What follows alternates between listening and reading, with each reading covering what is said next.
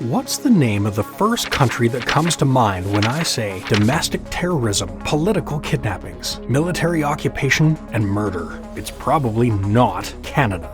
Although that's exactly what happened in the fall of 1970 and events that would later become known as the October Crisis. Between 1963 and 1970, a militant Quebec independence movement known as the Front de Libération de Québec, or the FLQ, were responsible for over 200 bombings in an attempt to liberate Quebec from English colonialism and capitalism. In just one example, in February 1969, one of the FLQ's bombs exploded at the Montreal Stock Exchange, injuring at least 27 people, and the man responsible, Pierre-Paul Geoffroy, got 124 life sentences for his crime. By 1969, the FLQ were split into two different Montreal-based factions, and they turned their focus from bombings to kidnappings. On October 5, 1970, they took British Trade Commissioner James Cross from his home, and within 2 weeks, the other faction kidnapped Quebec Deputy Premier and Minister of Labour, Pierre Laporte.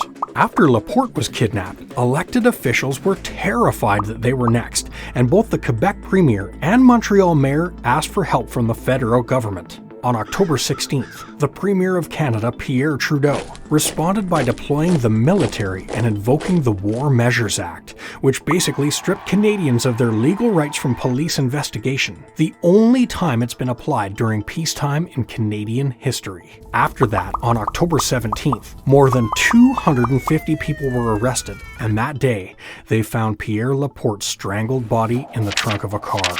By the 20th of October, warrants were issued for the leaders of the FLQ, and 1,628 raids were conducted under the War Measures Act. Finally, after being held in an apartment for 59 days, James Cross's release was negotiated in exchange for safe passage of his kidnappers to Cuba. The members of the FLQ that were caught received various sentences ranging from 8 years to life for murdering and kidnapping. Eventually, all of the members who fled Canada returned from Cuba and were arrested and received sentences that were, for the most part, the duration of 2 years in jail and probation.